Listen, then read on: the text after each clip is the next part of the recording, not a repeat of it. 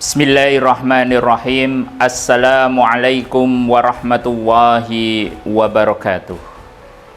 Alhamdulillahilladzi khalaqa faqaddar wa syara'a fayassar yas'aluhu man fis samawati wal ard kulla yaumin huwa fi sya'n. Alhamdulillah, sahabat Robi Rodiyah yang dirahmati oleh Allah dimanapun Anda berada. Pada kajian ini kita akan mengkaji tentang sahabat Rasulullah SAW dalam kitab Min Suwari Sahabatun Nabi Muhammad SAW, di mana sahabat ini adalah sahabat yang dijamin oleh Allah masuk surga. Seorang yang dermawan, yang kaya, saudagar, termasuk as-sabiqunal awwalun, yaitu sahabat Utsman bin Affan. Sahabat Utsman bin Affan ini termasuk sahabat yang kemudian seluruh hartanya dan juga kekayaannya disodakohkan untuk kepentingan dakwah, sehingga kemudian sahabat Utsman bin Affan radhiyallahu anhu ini menjadi sahabat yang dalam 10 sahabat yang dijamin oleh Allah masuk surga. Walaupun begitu, kekayaan sahabat Utsman bin Affan ini tidak pernah habis. Bahkan sumur yang ia wakafkan ketika kaum muslimin dalam kondisi yang sangat kering, dalam kondisi yang butuh air, di mana sumur itu dimiliki oleh orang Yahudi, Utsman kemudian membelinya dengan harga 10 kali lipatnya, dan kemudian Allah menggantinya dengan yang lebih baik di surga. Sumur itu bahkan kemudian wakaf Utsman bin Affan hingga saat ini masih bisa dirasakan oleh kaum muslimin.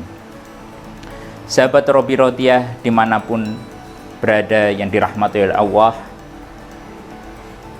apa yang membuat sahabat Utsman bin Affan radhiyallahu anhu ini menjadi orang yang kaya, kemudian dermawan, dan juga bisa mengembangkan kekayaannya hingga kemudian anak keturunannya ini mendapatkan barokah dari hasil usahanya?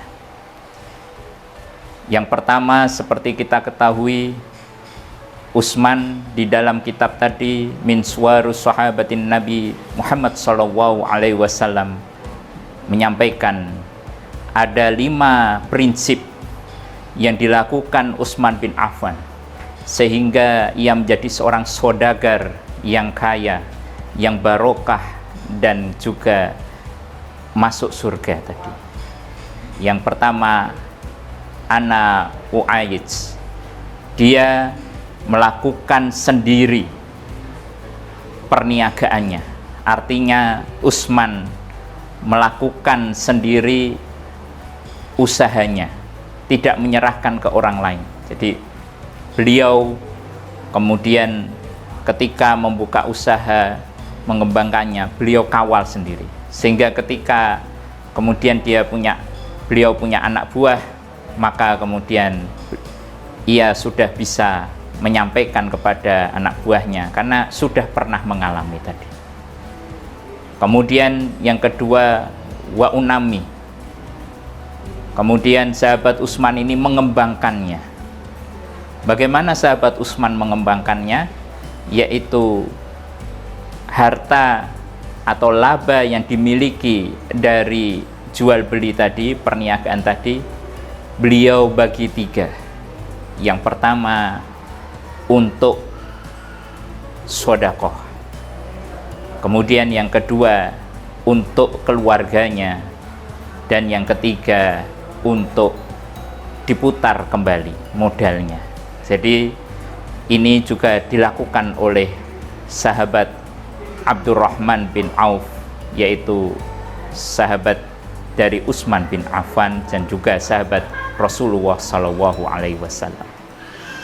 Setelah kemudian Utsman terjun sendiri mengembangkan usahanya, maka yang ketiga yang ia lakukan adalah ia tidak membeli barang yang second atau yang sudah tua. Jadi ana la ashtari syekhon, saya tidak membeli barang yang sudah tua atau bahasanya sudah terpakai. Sahabat Utsman radhiyallahu anhu senantiasa membeli yang baru dan kemudian dijual dengan harga yang kemudian mendapatkan keuntungan dari penjualan tadi.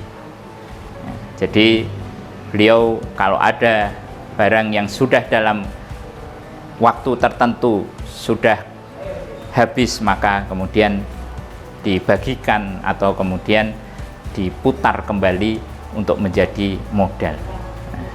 Itulah yang dilakukan oleh sahabat Nabi Utsman bin Affan radhiyallahu anhu. Kemudian yang keempat adalah beliau tidak pernah yang namanya kemudian meremehkan keuntungan walaupun 1 sen pun atau 1 dinar. Di beliau senantiasa ketika ada keuntungan beliau catat, ya, beliau kemudian bukukan. Jadi semua transaksi ia catat, ia bukukan, dan kemudian dievaluasi sehingga pencatatan dan pembukuan beliau sahabat Utsman bin Affan ini sangat detail dan kemudian bisa digunakan untuk kemudian pengembangan usahanya.